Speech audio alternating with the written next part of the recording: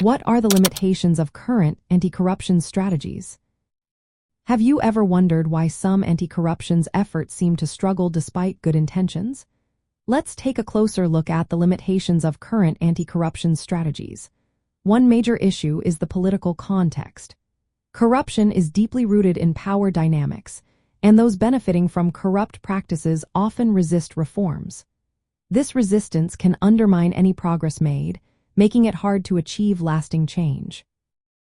Another limitation is the mismatch between strategy design and local realities. Many initiatives are created without understanding the specific political, social, and economic contexts of the areas they aim to help.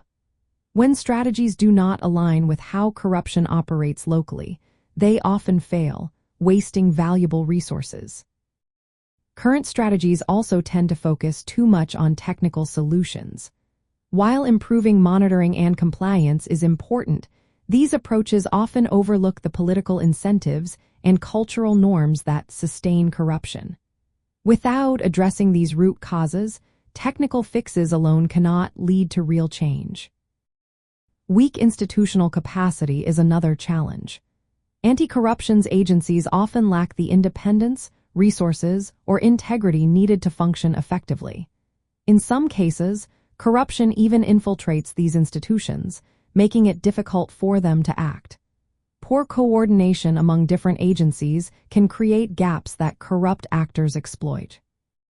One-size-fits-all approaches are common in anti-corruption frameworks. These uniform measures ignore the unique vulnerabilities and priorities of different regions.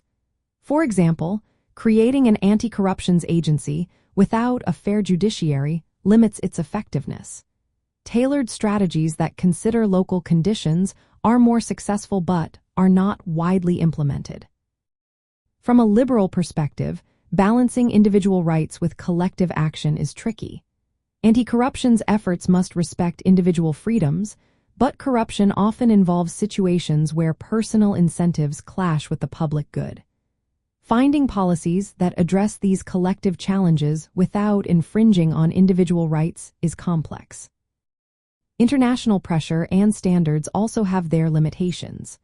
Norms set by organizations like the World Bank or International Monetary Fund often focus on bureaucratic compliance.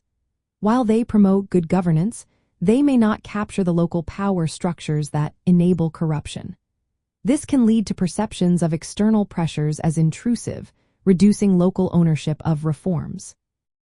Lastly, ethical and conceptual ambiguities exist within liberalism regarding corruption. Some classical liberal thought views certain forms of bribery as a means to bypass inefficient state control, complicating the ethical consensus on what corruption is and how to combat it. To create effective anti-corruption strategies, a deep understanding of local power structures is essential. Strengthening independent institutions like the judiciary and civil society is also important. Promoting transparency and accountability mechanisms empower citizens, while ensuring reforms respect individual rights is vital. Tailoring interventions to specific contexts rather than applying uniform solutions can lead to better outcomes. Recognizing the limits of purely technical measures is key to developing sustainable anti-corruption efforts.